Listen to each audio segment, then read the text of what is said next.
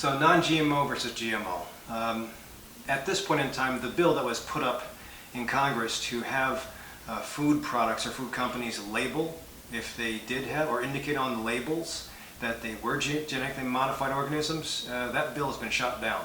So we essentially don't know what is GMO and what is not GMO. And you have corn, you have, if you've ever watched the movie Food Inc., I highly suggest it. It'll open your eyes. It's probably a biased film, but that's okay. They'll still give you ideas that you probably didn't hear about as far as eating nutritiously. It always is important to eat clean and green. For me, especially if I have a goal in 3 months with some summit, I really, in training, depend on eating clean and green to shorten or to compress the time frame of healing, especially with exercise or endeavors like hiking. If I have that delayed onset muscle soreness that's expected within the first 12 to 24 hours, if I compress that with eating clean and green for the next couple of days since I exercised today, I'll turn around faster and be able to get back into more and more training, so my summit will be easy to attempt and accomplish. For most of my other patients, or most of my patients, the summit is getting off of their statin medicines or lowering their blood pressures properly or losing some weight.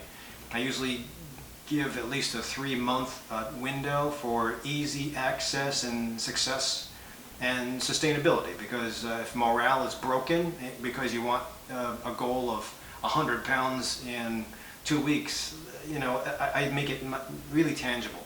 So regardless of the goals that I have, I think with regards to adding another food group that could potentially be a problem or could potentially give you inflammation or add to the inflammation is probably a wrong idea.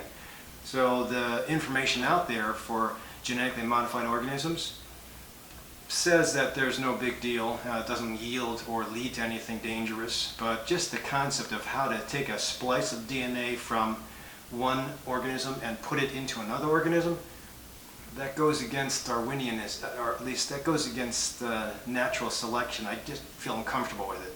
And yeah, I guess they say that they can feed the world's populations that are starving, but I don't. If I had my choice, my family will pick non-genetically modified organisms. And at this point in time, as far as how to do that, the only group that's out there, it's a not-for-profit group, is the Non-GMO Project. You can find that on nongmoproject.org. They have great information on brand names that have participated and allowed them to test. They have retailers that allow the Non-GMO Project to assess their place. They have food groups that, after testing, have been stamped with a label. I'll see if I can show this to you. So this is my tofurkey, one of my favorite food groups, or at least snacks. But you can see a Non-GMO Project, I think. If I'm not mistaken, that's that. So you look for that label, even on the occasional, I don't usually eat cereal anymore, but the occasional box here, you'll see the label.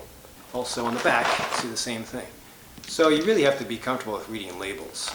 This one happens to have information on the Non-GMO project, and then information on fiber, which is really important. I just did another addendum to my fiber video.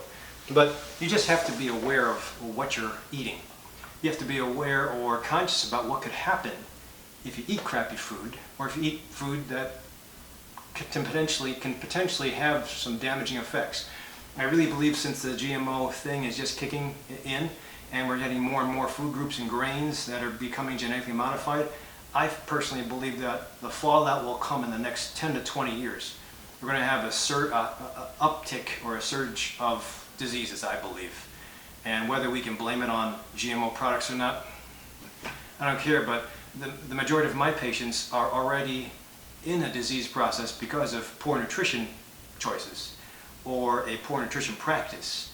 And it's keeping me busy 50 hours a week just with trying to get patients to understand about nutrition, how to cook, how to shop properly, what to look out for, organic versus non-organic, looking at EWG's website, making proper choices for the family, and making proper choices before you get hungry. So it's such a dynamic that it seems to be the low-hanging fruit, but it also, as far as things to change and a lifestyle change, but it also is just so difficult because we're ingrained with commercials on TV that say you deserve a break today, or you deserve a drink, or the commercials that prop you up as being, if you want success, you eat this type of food.